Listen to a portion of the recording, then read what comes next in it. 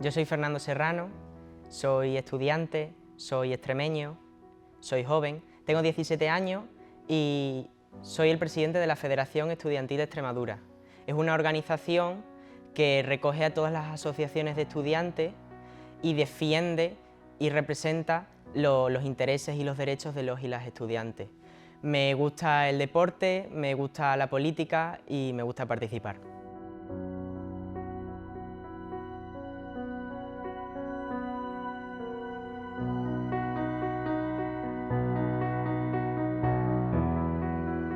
Soy Cristina Requena Mansilla, nací en Badajoz, aunque tengo familia andaluza, de un pueblo al lado del pueblo de Joaquín Sabina, y estudié criminología, después un máster en investigación, especialidad en psicología, y a día de hoy estoy haciendo mi tesis doctoral en psicología.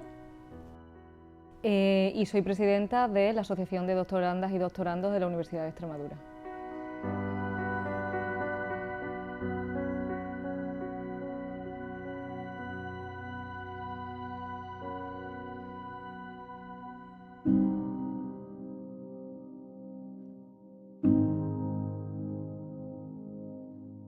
Yo soy Miguel Ángel Martín Parrilla, nací en Badajoz, tengo 26 años y he hecho todos mis estudios también en la ciudad de Badajoz.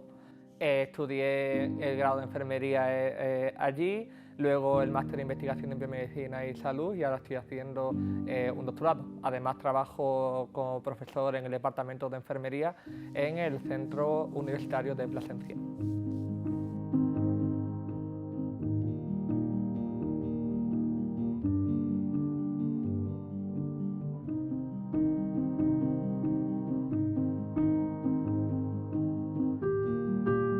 Soy Cristina Viciana, soy la mayor, tengo una hermana pequeña.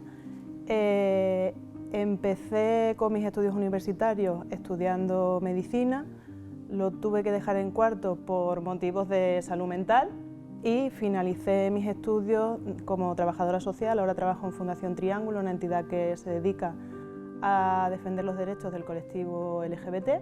Y soy lesbiana y me encantan los gatos.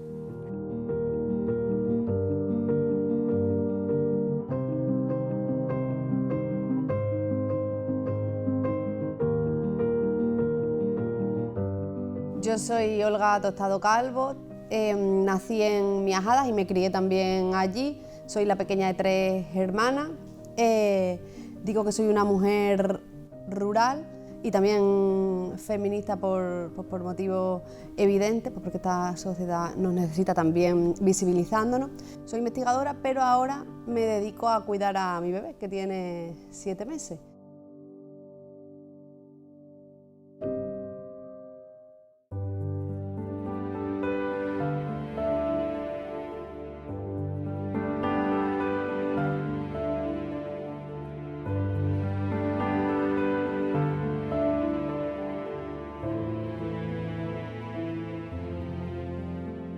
Yo creo que la salud mental es no preocuparte por la salud mental. Al fin y al cabo, las personas que saben lo que es el concepto de salud mental o lo utilizan en su día a día, es personas muy relacionadas con ese vínculo, ya sea porque se dediquen al ámbito sanitario y traten con personas que sufren de salud mental o personas que ya de por sí sufren de salud mental. A mí me gustaría no saber qué es la depresión, pero no por una mera ignorancia, sino porque porque no haya tenido que tener ningún tipo de contacto con este tipo de problemas.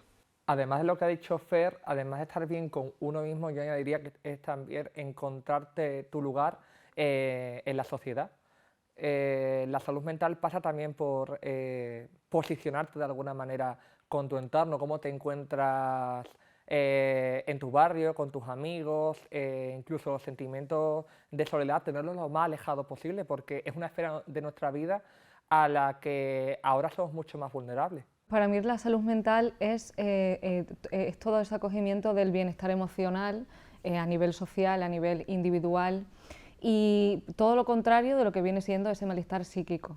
Yo creo que la salud mental de un individuo depende mucho de la sociedad en la que se inserta. Es decir, si en esta sociedad, en España o en la sociedad occidental, por ejemplo, la salud mental tiene que ver con tener un trabajo, ser productivo y sentirte también productivo. También tiene que ver con tener una meta, con ascender en el trabajo y con saber quién eres también, tener una identidad forjada, por decirlo así, saber gestionar tus emociones. La salud mental no creo que implique o que esté relacionada directamente con la felicidad constantemente, sino que la salud mental hay en ocasiones que vas a pasar momentos de tristeza y está bien, y también momentos de felicidad y está muy bien. A mí lo que me costaría más quizá sería definir la ausencia de salud mental y hablar de enfermedades o hablar de trastornos, porque ni siquiera hay veces que encuentro la palabra justa para definir la ausencia de salud mental sin estigmatizar. Yo creo que tener buenas condiciones de salud mental pasa por encontrarte bien contigo misma, por encontrarte bien con tu círculo cercano y por tener buenas condiciones vitales. A esto me refiero buenos vínculos sociales y familiares, buen vínculo con tu empleo o con tus estudios o con tu empleo y tus estudios, y sobre todo también tener un autoconcepto positivo y como ha dicho la compañera, un objetivo, ¿no?, que perseguir en el corto, en el medio y también en el largo plazo.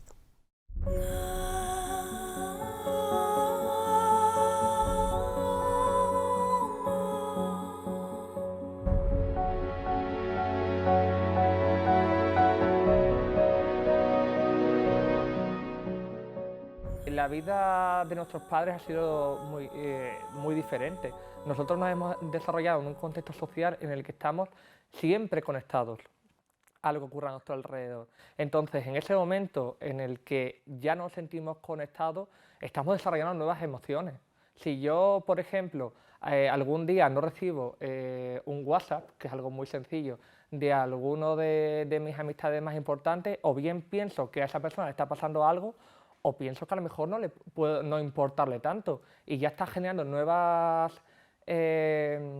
emociones en mí que van a dificultar mi salud mental. Yo diría que somos más vulnerables porque, parece una frase hecha, pero no es, porque somos la primera generación que no vamos a vivir mejor que nuestros padres.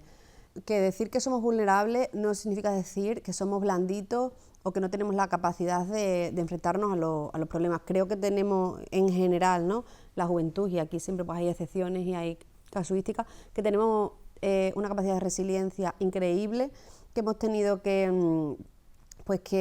asumir ciertas cuestiones, como por ejemplo que no vamos a tener un sueldo digno hasta que no tengamos X años, que no vamos a poder comprarnos una casa, que es lo que se supone que esta sociedad te impone.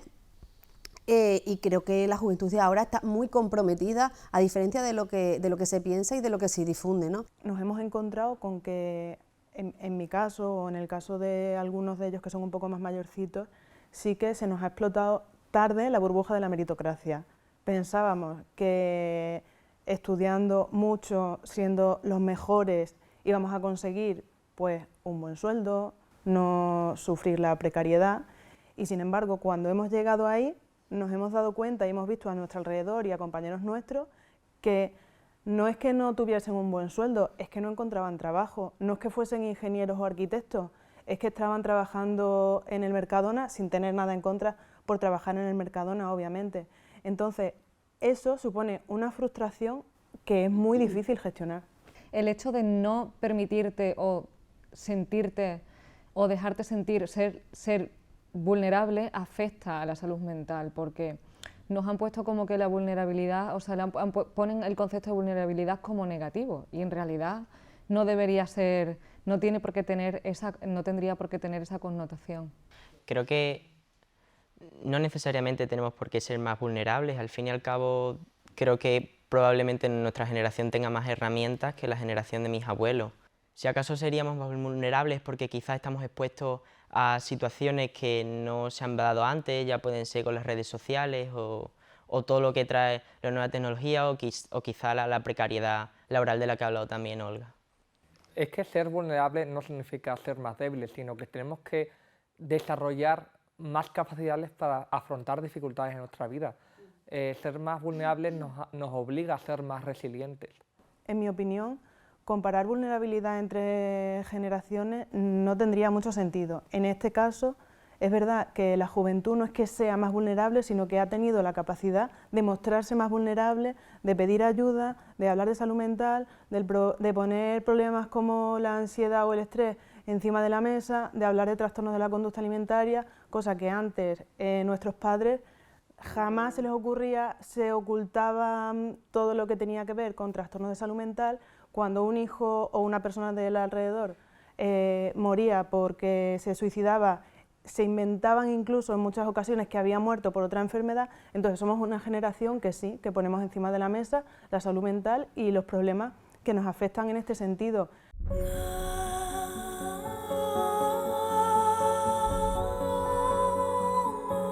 Creo que se está normalizando la ansiedad que causan los estudios, que muchas veces te cuesta la salud mental.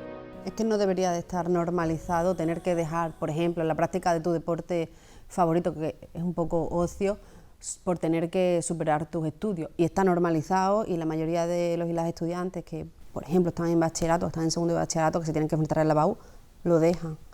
Creo que, por resumir un poco los comentarios, se nos ha educado en competitividad, en ser los mejores siempre, y que ello implique abandonarnos a nosotros mismos, a nuestro entorno, hacernos mucho más afín al mercado laboral, generando en nosotros un sentimiento de frustración que al final se traduce en más estrés para nosotros y que puede conllevar en trastornos de ansiedad. Yo pienso que eso puede venir de las altas exigencias del modelo sistemático que existe a día de hoy. Es decir, por ejemplo, en mi ámbito, que es la universidad, en el tema del doctorado, se te exige mucho para obtener una plaza ese modelo de meritocracia que es tienes que publicar tantos artículos o tienes que tener tal porque estás compitiendo con otras personas y entonces tienes que llegar, y eso genera un desgaste, ¿no? Las fuentes de información que he tenido yo como joven que soy son muy distintas a las que ha tenido mi padre. Eso me puede hacer mucho más vulnerable o me tiene que reforzar aumentando mi capacidad crítica para ver yo qué es lo realmente importante y no dejarme influenciar de alguna manera. Y ya no es el simple hecho de que tener una precariedad laboral te genere cierta nerviosismo, ansiedad o problemas de salud mental, sino es que el paso previo a llegar al mercado laboral ya viene siendo la EBAU o la etapa de bachillerato, también se está normalizando un montón. Antes solamente estudiaban y tenían estudios unos pocos. Mi padre es agricultor, mi madre es auxiliar de enfermería, pero no pudieron tener estudios superiores porque venían de familia de campesinos, ¿no? Y ahora las hijas y los hijos de esas personas que no han podido, por ejemplo, ir a la universidad o tener unos estudios superiores, sí que hemos podido hacerlo. Ahora hay muchas más personas jóvenes con formación. No por tener más formación necesariamente vas a vivir mejor, y eso está pasando, entonces también hay que darle una vuelta. Y cuando accedemos al mercado laboral tenemos que seguir demostrando diariamente que merecemos estar allí. Y eso también nos genera frustración. Tú antes estudiabas Derecho y podías ejercer como abogado o abogada sin necesidad. Ahora tienes que hacer también un máster porque, pues por lo que decía Olga, o sea, hay como más alumnado, hay más competencia, entonces te exigen ese máster para poder ejercer. Entonces no deja de ser como cada vez, no sé si son impedimentos, pero sí exigencias. Muchas veces eso va más allá, no solo de que no recibimos una formación o una orientación adecuada, sino que en muchas asignaturas os enseñan de una forma que actualmente el mercado laboral está obsoleta o necesitaríamos otras asignaturas que nos adapten ahora mismo al mercado laboral.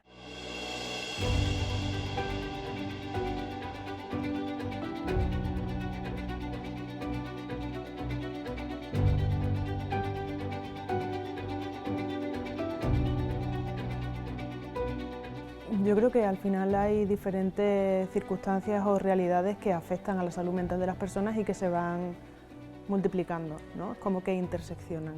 Uno es el género, como han comentado, otro es la orientación sexual, la identidad de género, ser una persona racializada. Entonces todo eso al final es una mochila que se va cargando, que no es por el hecho de serlo, sino es por la sociedad en la que estamos insertados.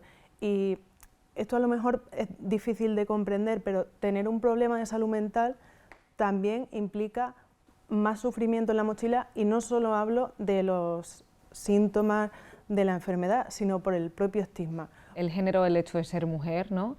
Influye en todo lo laboral, es decir, existen estudios que certifican que para el hecho de que una mujer, por ejemplo, llegue a ser catedrática, que incluso creo que hay poquísimas en la Universidad de Extremadura, si no hay, no sé los datos reales, pero muy pocas, porque se supone que la mujer está educada para también llevar esa carga familiar, esa carga de si tienes hijos, de tal, entonces te cuesta más llegar a la meta que quieres respecto a los hombres, incluso se te exige más, que volvemos a lo mismo. Y entonces el hecho de ser mujer influye, al igual que otras problemáticas, también por el hecho de ser mujer, como ya que afectan a la salud mental, como las violencias y... Parece que es un tema que nos toca de lejos, porque ahora a nivel legal pues hay igualdad, equidad, pero lo tenemos muy cerca. A día de hoy hay más mujeres con formación que están acabando estudios superiores y, sin embargo, por ejemplo, por decir la misma institución universitaria, hay más hombres con puestos de mayor responsabilidad. ¿Qué pasa? Que la sociedad va avanzando poco a poco, pero claro, el mensaje que le estamos lanzando a las adolescentes y a las jóvenes es: vas a tener que trabajar mucho más para llegar al mismo espacio. O sea, a mí como mujer me gustaría que cuando voy a una reunión y hay muchos hombres, pues que a mí me tuvieran en cuenta igual, y incluso hay veces que digo, voy a dar la mano como para ponerme en mi sitio, porque hay veces que cuando te dan 2 besos, enseguida a mí me da la sensación de que me vuelvo invisible. Yo doy la mano siempre. Yo, de hecho, cuando he saludado, creo que Laura se me ha quedado mirando porque yo acostumbro a saludar a todo el mundo con Pues la yo hay mano. veces que me he esforzado en dar la mano como para ver si cambiaba esto del efecto de que te den 2 besos y automáticamente te vuelvas invisible y no te escuchen, o que a lo mejor incluso con la edad también puede ser que no se tenga tanto en cuenta lo que dicen las personas más jovencitas. Yo ya es que tengo un poquito más de años, pero las personas más jóvenes, es verdad que yo creo que su voz no es que sea más baja, que se oiga más bajito, pero sí es verdad que no se tiene tanto en cuenta. Eso lo he hecho antes en la... Sí, lo importante. Demostrarlo. Lo importante también es considerar que la juventud somos presentes, que no solo somos futuro y que queremos tener bienestar ahora, también, por supuesto, nuestras obligaciones. Yo creo que los espacios de participación juvenil son muy positivos porque generan espacios seguros, siempre hay excepciones, ¿no? Pero desde la participación estudiantil hasta la participación política, la participación social, creo que son espacios que hemos logrado que se conviertan en sitios en los que poder sentirse seguro, segura, poder ser auténticos, que no te juzguen ni por tu orientación sexual, ni por tu procedencia, ni por tu nivel socioeconómico, y en el que poder desenvolverte. A mí en el trabajo me gusta poder trabajar sintiendo que somos equipo, que confiamos los unos en los otros. Es verdad que siempre se agradecen las oportunidades porque eso es así, pero sí que creo que es súper importante poder ser como eres en el trabajo y, aunque seas profesional, que puedas tener confianza en tus compañeros y compañeras.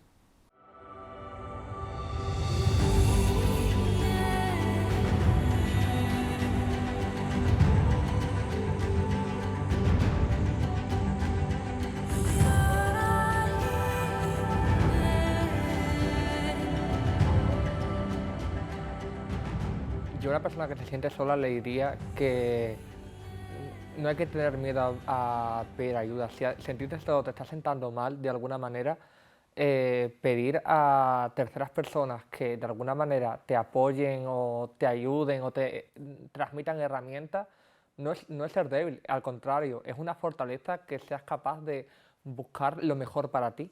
Si yo fuera un joven que está en la escuela y necesitara ayuda porque me sintiese solo, empezaría por pedir ayuda a mis profesores o incluso a mi familia, ¿no?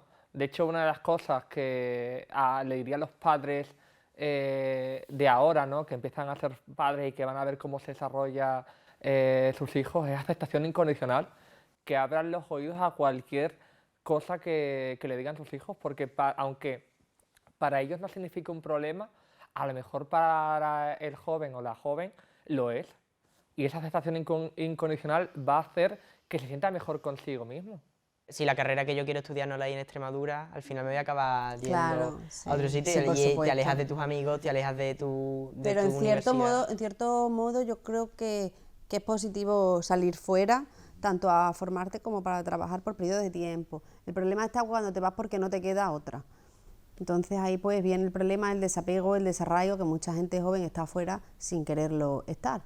También creo que Extremadura tiene por delante unos años de prosperidad, soy optimista en este sentido. Lo que también me gustaría es que la gente que hay fuera, que se ha formado, que Extremadura ha invertido mucho, familias y la propia comunidad autónoma ha invertido mucho en nuestra formación, pues que tengan que salir, porque al final es talento que no se queda en nuestra tierra. Y creo que es una comunidad autónoma en la que se puede vivir con calidad de vida porque tenemos cosas que fuera no las hay. Considero que es una sociedad más cercana. Por ejemplo, yo tengo la experiencia de haber estado en Madrid y sí que tienes esa, pues es una ciudad más grande, tal, pero en Badajoz, por ejemplo, en Badajoz, que es donde yo vivo, las personas son más cercanas, te sientes más arropada, te sientes más comprendida en algunas situaciones y bueno, eso es el apoyo social que me parece un punto importante a nivel de salud mental.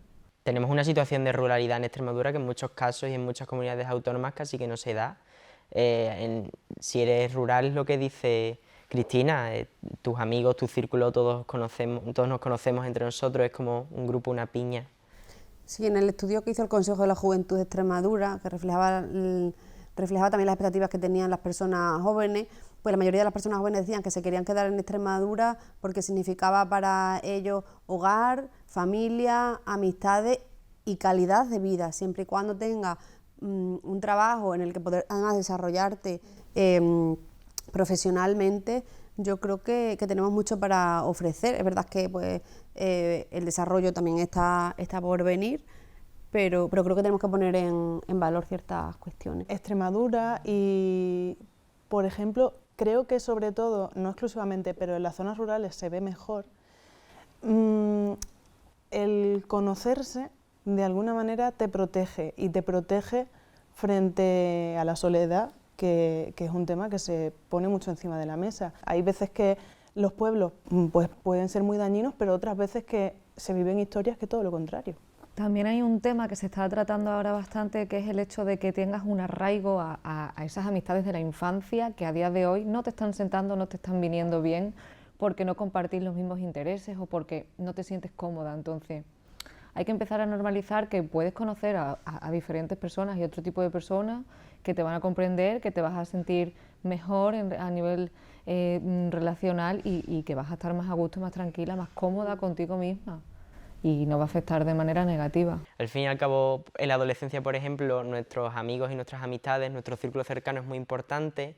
Hay veces incluso que vemos a los padres y a la familia como unos enemigos y al fin y al cabo las amistades son efímeras, nuestros caminos se separan y puede generar miedo a la soledad. No necesariamente nos tenemos que sentir solos, que hay jóvenes y adolescentes que se sienten solos, pero yo creo que hay miedo a la soledad y yo creo que es un miedo lógico, ¿no? Al fin y al cabo no nos enseñan a gestionar nuestras emociones y a gestionar la soledad. A mí me gustaría saber mejor cómo conciliarme conmigo mismo y tener más herramientas en ese aspecto, por ejemplo. Yo a los y a las jóvenes de Extremadura y en general que se sintieran solos les diría que no tuviesen miedo a conocer a personas nuevas, que hay personas que van a comprender, que los van a entender, que van a sentir ese apoyo y que no debería tener una connotación negativa, todo lo contrario. Creo que tampoco hay que demonizar la soledad. Es verdad que a largo plazo te puede hacer daño, pero si te sientes solo en ese momento o sola, Extremadura te ofrece poder conocer gente de forma súper sencilla. Yo de esto me he enterado tarde, pero es verdad que hay un montón de asociaciones que tienen que ver con tus intereses, que puedes realizar voluntariado y que al final es súper sencillo conocer a gente, levantar el teléfono. Este mito de que tienes que estar toda la vida con tus compañeros de toda la vida o tienes que estar en el círculo de tus compañeros de clase, pues yo no creo que tenga que ser así.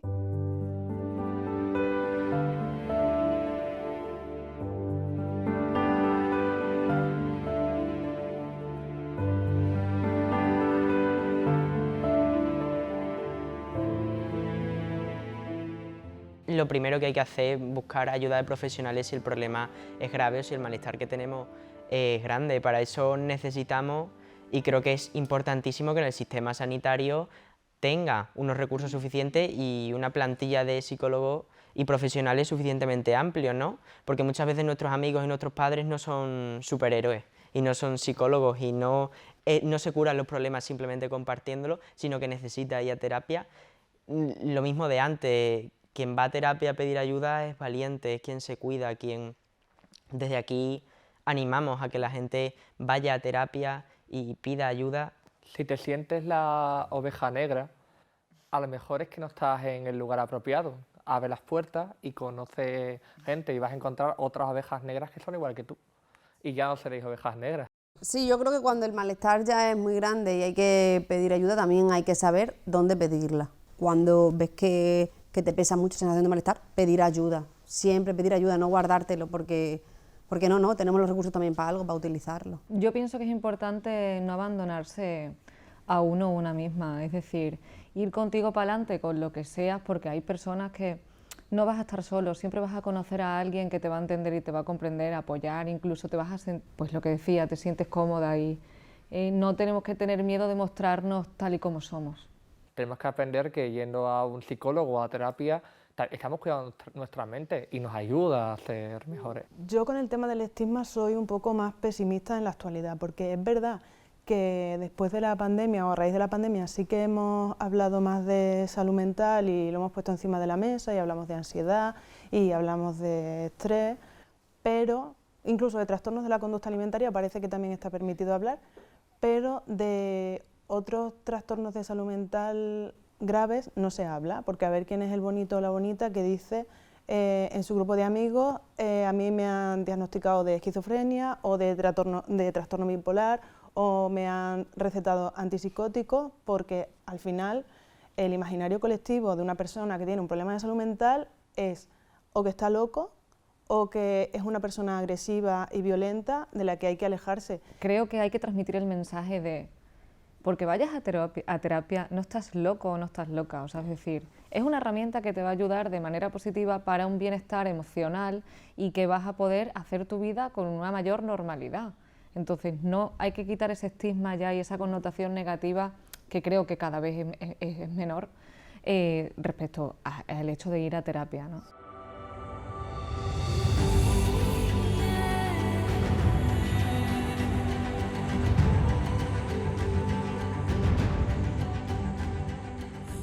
Pues yo pienso que es muy importante que nos enseñen a gestionar las emociones, porque considero que todo malestar psíquico proviene de una base emocional, entonces que a ti te digan, por ejemplo, también cada persona recibe los problemas de una manera, es decir, a lo mejor yo me puedo tropezar y pensar, madre mía, se me ha caído el mundo encima, entonces que enseñarte a gestionar esa emoción, a quitarle importancia, a restar importancia a algunas cosas para que no se te haga bola, para que no llegues a esa ansiedad.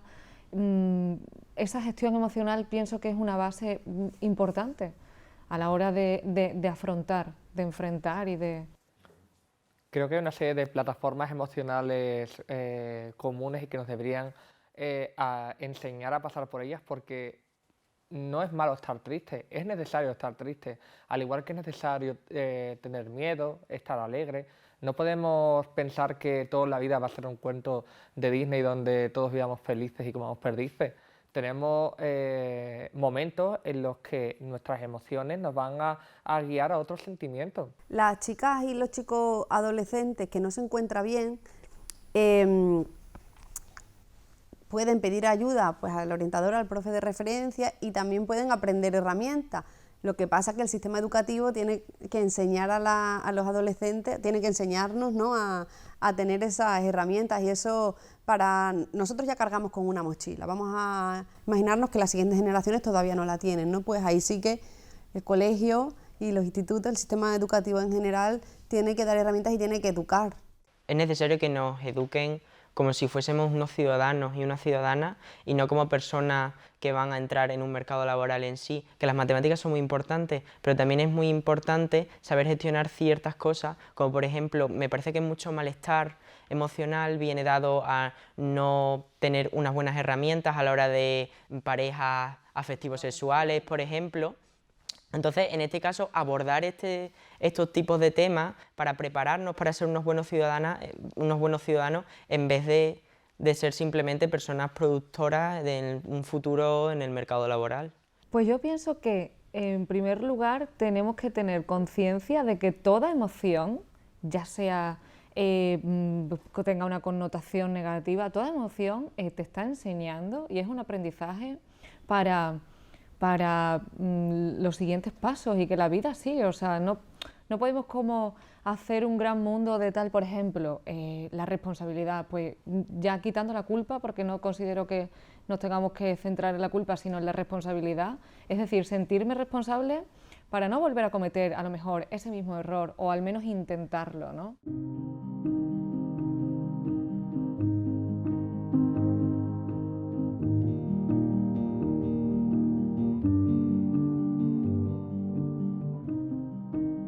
¿Tú le darías una herramienta a alguien que no sabe usarla? ¿Le darías un coche a alguien que no sabe conducir o unas tijeras a alguien que no sabe usar las tijeras? Yo creo que en las redes sociales pasa un poco lo mismo, son unas herramientas que han generado mucho daño. Pero han generado mucho daño porque tampoco nos han dado herramientas para saber cómo usarla de forma sana, ¿no? Muchas veces, por ejemplo, tú con una tijera puedes hacer maravillas y puedes recortar formas preciosas, pero como no sepas usar las tijeras te vas a acabar cortando. Me parece fundamental conocer herramientas de cómo me puedo llevar yo bien con las redes sociales, cómo puedo hacer esa desconexión digital en el caso en el que yo tenga que hacerla, cómo no generar dependencia ante las redes sociales. Son una herramienta, no hay que demonizarlas, han venido para quedarse, es una distopía pensar que, o es completamente irreal pensar que van a desaparecer. Entonces yo creo que lo que queda ahora es adaptarnos y aprender a vivir con ellas.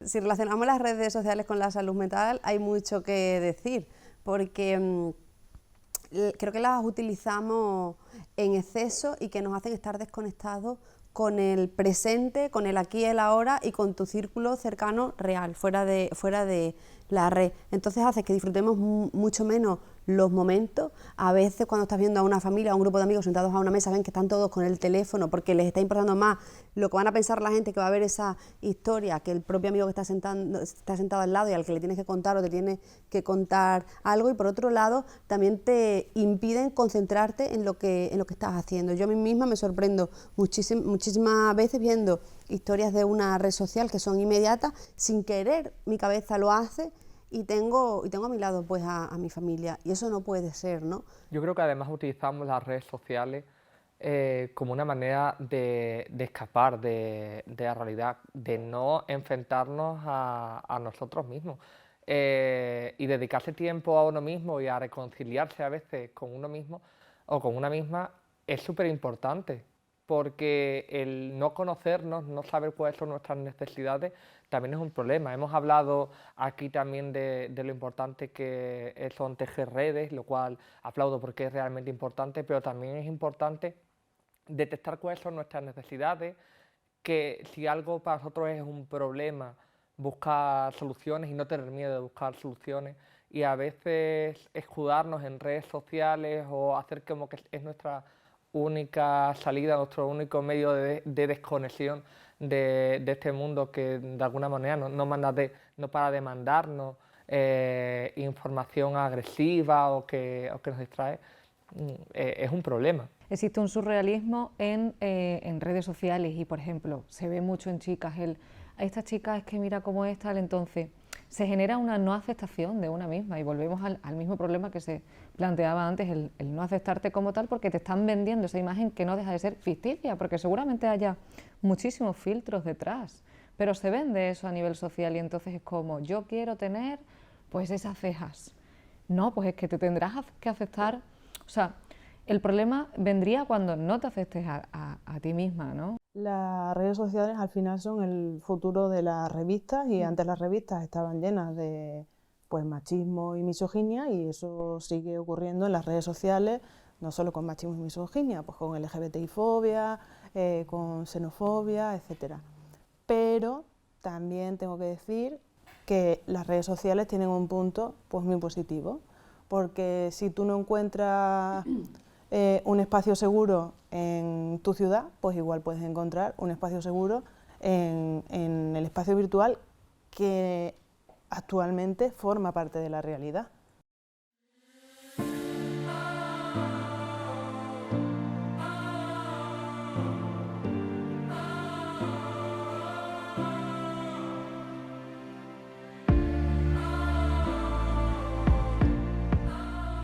A mí me gustaría que los padres dejasen de ser tantos jueces, abandonasen ese papel de jueces y empezasen a ser acompañantes, por decirlo de alguna forma. Si yo me emborracho o yo la cago profundamente y mi madre me empieza a echar un sermón que te cagas, empieza a reñirme muchísimo, es probable que yo la próxima vez que la cague no se lo cuente a mi madre. Y la próxima vez que tenga un problema gordo tampoco se lo cuente a mi madre porque tengo miedo de que mi madre me riña y yo creo que es algo lógico, ¿no? Entonces yo creo que los padres tienen que dejar de ser tantos jueces y acompañar más a sus hijos, escucharlos y decir, ¿qué te pasa? No reñir, acompañar. El sentimiento de la familia es súper importante. Al fin y al cabo, los amigos y las amigas pasan, las amistades cambian, pero tus padres siempre van a seguir siendo tus padres, tus abuelos y tus abuelas también van a seguir siendo tus abuelas. Yo a los padres del futuro les diría que no tengan miedo de hablar de emociones con sus hijos o sus hijas y que se preocupasen por abordarlas. Porque siempre, o por lo menos desde la experiencia, siempre se están preocupando del futuro laboral, de que estudiemos, no se preocupan de cómo me encuentro yo ahora, o a lo mejor qué tanto daño me está haciendo el nivel de exigencia al que se me está poniendo. Yo a los padres del futuro les pediría que no tuviesen tapujos, por así decirlo, en hablar de cualquier temática. Por ejemplo, un tema, la sexualidad. Ponerlo encima de la mesa, hablar con total normalidad, no intentar generar esos miedos o eso, sino normalizarlo. Cualquier tema, pues que sea más pues lo que decía, un acompañante, no, pero un acompañante en sí no que te vaya de la mano, sino que te entienda y que puedas contar con esa figura para cualquier cosa que te surja, problema o que quieras expresar y hablar, que tengas ese apoyo familiar. Un tabú cuando te estás comunicando con tus hijos no deja de ser una barrera con ellos, porque te va a dificultar entenderles, comprenderles, incluso que seguro que cualquier padre que vea este documental le preocupa, que es poder ayudarles. Si no entiendes a esa persona con la que convives, no vas a poder ayudarle. Trataría de quitar culpa a los padres que muchas veces se fustigan por no haber estado a la altura de una situación o a la altura que ellos se quieran poner, claro, porque al final somos los peores jueces de nosotros mismos, y si realmente han hecho lo que creían mejor en ese momento, pues simplemente quizás felicitarles más que fustigarles y tratar de hacer lo mejor posible en el futuro, a lo mejor con ayudas. Y yo creo que nos diferenciamos también de nuestros padres por el imaginario del estado de bienestar que tenemos, que es positivo, ¿no? Tenemos una sanidad pública que nos cubre, una educación pública de calidad y claro, con todo eso, esos servicios públicos de calidad, pues lo que queremos es encontrarnos bien, vivir bien y disfrutar de la vida, ser responsables con nuestro trabajo, pero también poder disfrutar de nuestros amigos. Y ahí es donde hay algo que no se está haciendo bien y que nos trae un problema en todo esto de la salud mental.